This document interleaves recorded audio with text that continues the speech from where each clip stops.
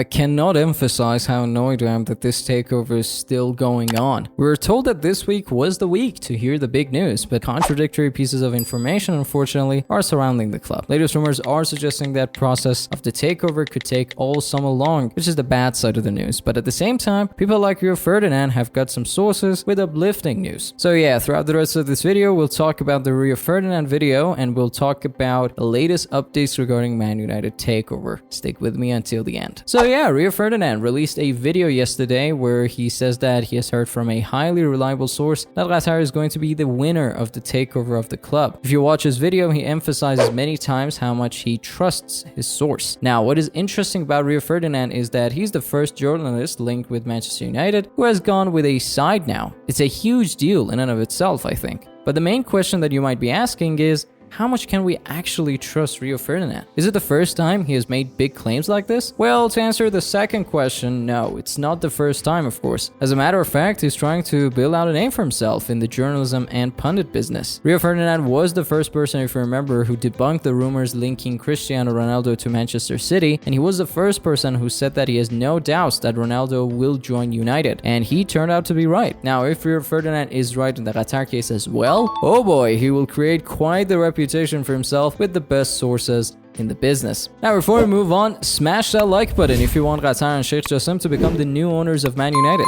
Also, consider subscribing to Always United for latest Man United news. Now, in the last couple of days, crazy things have been happening due to the takeover of the club. If you remember, we did a video on the channel where we talked about Alwatan report claiming that Qatar is the winner of the takeover and we should expect an announcement soon. And I told you guys in the same video that we should take the news somehow with a grain of salt, no matter how much we want it to be true, because the reliability of the news website was in question, of course. Now, according to the latest report and update that comes to us from Manchester Evening News, the Qatari media outlet that claimed Sheikh Jassim had won the bidding process to take over of Manchester United has backtracked on its original report. Their editorial director has insisted that the claim was based on what the international media have reported for a while. And of course, if you want the exact quote that they have released on the matter, I'm gonna read it to you guys. For more clarification, contrary to certain media and social media reports overnight, Alwatan is not owned by Jassim's father, and Alwatan's media report yesterday, speculation about possible movement in Man United takeover process, was based on international reports. I should also mention that the Mirror was the first outlet that claimed Alwatan is owned by Sheikh Jassim's father. Now, the next strange thing that happened was the spike in the stock market for Man United shares. Many people are off the notion that it is possible that the traders behind the scenes know something that we are not aware of, and that is why Man United shares experience a drastic increase. Now, another thing that has happened and can potentially mean that Qatar is going to win the takeover race is what has happened in the last 24 hours with the 9-2 Foundation registration. This incorporation is based in order to complete the takeover of Manchester United. Sheikh Jassim's name is mentioned in the registration letters as well as 3 other names. With the official registration of 9-2 Foundation, it seems that Qatar and Sheikh Jassim's negotiations with the Glazers have entered a new chapter. Regarding the same matter, Reuters have reported that the Glazers have begun negotiating exclusivity with the Qatari consortium, freezing out any other bidders for the club for a given time frame. While it appears the Qatari bid has become the preferred option, the report does not rule out a further move from Sir Jim Ratcliffe's Ineos. So, for the most part, we are hearing good news regarding Manchester United Qatar takeover negotiations. Fingers crossed it's going to reach its final stages as soon as possible. Now, I've talked numerous times about the kind of impact Manchester United's takeover can have on the summer transfer window and the kind of budget Erik ten Hag will have his hands on. Regardless, we'll try to bring you guys the latest updates the moment they surface online. But for now, let us know what you guys think about the latest updates when it comes to Qatar and Manchester United. Share your thoughts with us whether you're in favor of it or against it. Thank you so much for sticking with me until the end, guys. In case you want to hear more Man United news, here are 2 videos that might catch your interest. But until next time,